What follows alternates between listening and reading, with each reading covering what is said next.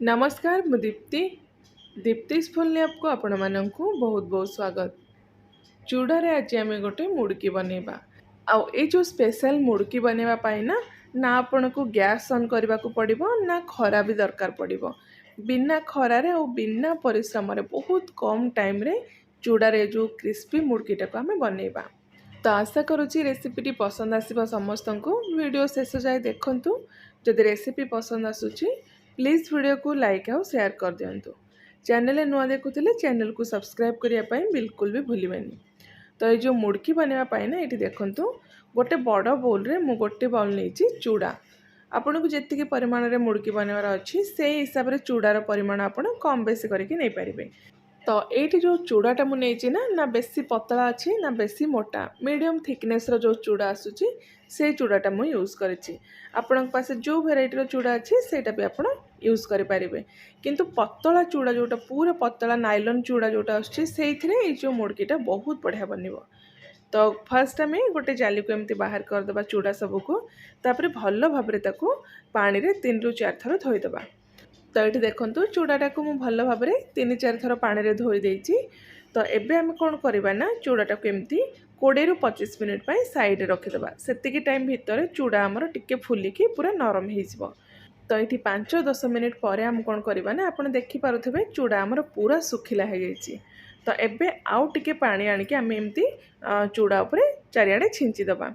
एटा जेहेतु टिके मोटा चूड़ा अच्छी बेसी पतला चूड़ा नहीं तो टिके बेसी पानी एब्जॉर्ब करिवो से हिसाब रे आपण मझिरे मझिरे 20-25 मिनिट भितर 2-3 थर एमती पानी एपट सेपट करके छिंची देबे। आउ जदि आपण पतला चूड़ा बा नाइलन चूड़ा नौचंती से चूड़ा रे ए स्टेपटा करिया बिल्कुल भी दरकार नहीं। बस आपण चूड़ाटा को धोइके 20-25 मिनिट पे साइड रखि देबे।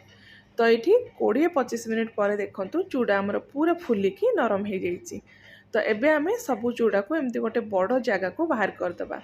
तापरे हाथ रे आमे भल भाव चूड़ा सबको एमती चकटी दबा। जेहेतु चूड़ा हमर फुलिकी पूरा नरम हो जाइथिबो तो ये इजिली आपण आराम से चकटी पारिबे। आउ जेहेतु ये मोटा चूड़ा मुझे टिके पानी दरकार पड़ुची। जदि आप नाइलन चूड़ा यूज कर जोटा पूरा फाइन चूड़ा पतला चूड़ा से पानी ऐड करवा बिल्कुल भी दरकार नहीं। तो ये जो चूड़ार चकटाटा को आमर जो डोटा को आम बनइबा बेसी या नरम करवानी एक्सेस नरम करवानी कि पूरा टाण करवानी। जी आपन को लगुच अल्प अल्प करके एमती 1-2 चामच लेखाएं पानी देकी चूड़ाटा को आम भल भाव ये चकटी दबा। देखंतु चूड़ाटा ये आमर पूरा बढ़िया से मासी जाइए। आउ जदि भी आपणकर ए चूड़ा चकटारे बा डोरे टिके भी खंड खंड रोचे तो किसी असुविधा ना से भी मुड़की आपणकर बहुत बढ़िया बनिबो। तो एबे आमे एथिरे किछि मसला ऐड करिबा। फर्स्ट आमे स्वाद हिसाब रे एथिरे लूण ऐड करिबा। गोटे छोट चमच मु एठी लूण नेछि। तापरे गोटे बड़ चमच मु एठी धळा राशि यूज करिछि। आउ राग पाई मु एठी गोटे चमच रेड चिली फ्लेक्स यूज करिछि। आपन को जेतिकी दरकार जेतिकी आपण राग खाउचंती से हिसाब रे रेड चिली फ्लेक्स यूज करिवे बा रेड चिली फ्लेक्स जगह आपण कंचा लंका बटा को एठी यूज करि परिबे। तापर आम ए गोटे चमच गोटा जीरा ऐड करवा सहित अधा छोट चमच मुझे नहीं कला जीरा। कला जीराटा ऐड कले आमर मुड़की गोटे बहुत बढ़िया बासना आसो और खावाई भी टेस्टी लगे। आउ जदि आप चाहिए कला जीरा जगार अधा छोट चमच जुआणी भी नहीं पारे। तो लास्ट रे आम ये अधा छोट चमच ऐड करवा हिंगू सहित 2 पिंच बा 2 ରୁ 3 पिंच आम ये मिक्स करवा खाइबा सोडा। बेसी आप खाइबा सोडा नेबेनी बस 2-3 पिंच ए मिक्स करके अल्प टिके पानी देदबा। तापर सबू जिनस को ये पूरा भल भाव मिक्स करदबा। पानी टिके देले कौन हम ना जहाँ भी आम सब ए मसला यूज कर सबू जिनस चूड़ा सहित पूरा बढ़िया से ये मिक्स हो। तो आउ थे भल भाव मिक्स करदे। जदि आपन को लगुच आउ कि पानी दरकार तो आउ 2-3 चमच पानी देकी भल भाव आप चूड़ाटा को ये मिक्स करदे बा एमती चकटी देबे। तो मुड़की बनवार जो बेस्ट आमर ये रेडी हो गला साइड रखीदबा। आउ मुड़की बनवाई आज मुझे छांचटा ये यूज करी।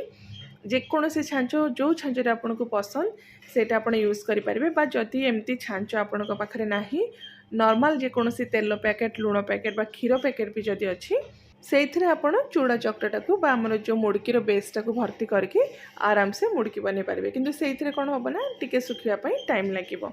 तो एबे आमे छांच भितर आ हाथर अल्प टिके तेल लगेकी जेतिक आमर से स्टैंड भितर बा छांच भितर चूड़ाटा आसूची सेतिक आमे भरी देकी फास्ट आमे स्टैंडटा को रेडी करदेबा तापर आमे मुड़की बनेबा। आउ जदि आपण जेकोसी पाइपिंग बैग हैला बा जेकोसी लुण पैकेट तेल पैकेट रे बनाउचंती तो फास्ट एमती भरिकी रेडी करदेबे। आउ एठी देखंतु ए जो मुड़कीटा को ना आज आमे एमती गोटे प्लास्टिक सीट ऊपर पकेकी सुखेइबा। एमती पॉलीथीन रो सीट ऊपर पकेले कौन हम ना एक तो आपन को तेल एथरे लगेबा दरकार पड़िबनी आ सुखिला परे ऑटोमेटिक मुड़कीटा एमती से जो पॉलीथीन ऊपर बाहरी जीवो। तो एमती पॉलीथीन रो सीट जदि नाही आपन को पाखरे तो कौन करिवे ना नॉर्मल बॉडी आपन जो थरे पकांती ता ऊपर भी पक्के पारिबे नले कॉटन सफा कपड़ा ऊपर भी एमती लंबा लंबा करके पक्के पारिबे। आउ जदि आपण बड़ थाली रे पकाउचंती बा जेकोसी मेटाल रो सीट ऊपर पकाउचंती ताहले ता पूर्वरु आपण भल भाबरे सेथिरे तेल लगे देबे। सेथिरे आपणकर जो मुड़कीटा सुखिला परे बहुत इजीली बाहरी जीवो। कपड़ा बा प्लास्टिक सीट ऊपर जदि पकाउचंती तेल लगेबा बिल्कुल भी दरकार नाही। तो ये देखो सब जो चूड़ारू मुझे प्लास्टिक रो बा पॉलीथीन रो सीट उपरे पके देइची। तो एबे एटा को आमे फैन तले गोटे राति पय सुखिया पय छाड़देबा। पूर्व दिन राति में यहाँ पकईली नेक्स्ट डे सकाଳେ मुझे आपको देखा देखु पूरा सुखी जाइए आवाज रू ही आप जापारे मॉइस्चर एथरे बिल्कुल भी नहीं। तो यहाँ एवं फ्राए करने पूरा रेडी हो जाइए। किंतु जदि आप यहाँ को पूरा गोटे वर्ष जाए स्टोर करने चाहूँगी सब मुड़की को आप बाहर करके पॉलीथीन सीट ऊपर गोटे बड़ थाली रे रखिदेवे तापर गोटे थर पर खरारे रखिदेवे से आमर जो जहाँ भी किसी अल्प मॉइस्चर थी पूरा सुखीज आउक आप गोटे एयरटाइट कंटेनर में भरिकी गोटे वर्ष जाए स्टोर करके भी रखिपारे। तो ये गोटे थाली रे सबू जो मुड़की को मुझे कलेक्ट कर नहीं एबे एटा को आउ 5 ରୁ 6 घंटा पाई मु फैन तले रखी दउची देन आमे एटा को फ्राई करबा। तो 5 ରୁ 6 घंटा पर एठी देखंतु ए जो मुड़कीटा खरा रे मु बिल्कुल भी सुखेनी फैन तले ही सुखेची गोटे राति मु फैन तले रखिली देन गोटे थाली को बाहर करके ताको 4-5 घंटा पाई एगेन फैन तले रखी देची एटा बे फ्राई करिया पे पूरा रेडी हे गला। तो ये जो मुड़की को फ्राए करने ना फास्ट आप तेलटा को भल भाव में गरम करेंगे तापर मुड़की पकईकि फ्राए करेंगे। आउ जदि बिना तेल रे फ्राए करने चाहूँगी तो एयर फ्रायर बा माइक्रोवेव रे भी आप को बिना तेल रे फ्राए करेंगे। माइक्रोवेव रे 30 सेकेंड रे आपणकर यहाँ पूरा बढ़िया से फ्राए होकर रेडी हो। तो आपड़ देखिले बहुत कम परिश्रम रे बिना गैस रे आ बिना खरारे भी बहुत बढ़िया आपण एमती चूड़ारे मुड़की बने पारे आ गोटे वर्ष जाए स्टोर करके भी रखिपारे। और सबुठ बड़ कथा है सबू सीजन रे जेते बेले आपणकर यहाँ बनवाई इच्छा हे यहाँ को आराम से बने पारे। तो होप रेसिपीटी समस्त को पसंद आसथिबो निश्चय थरे चूड़ारे ए जो मुड़कीटा को बनातु केमती लगे आपणकर मतामत भी मो सहित शेयर करंतु।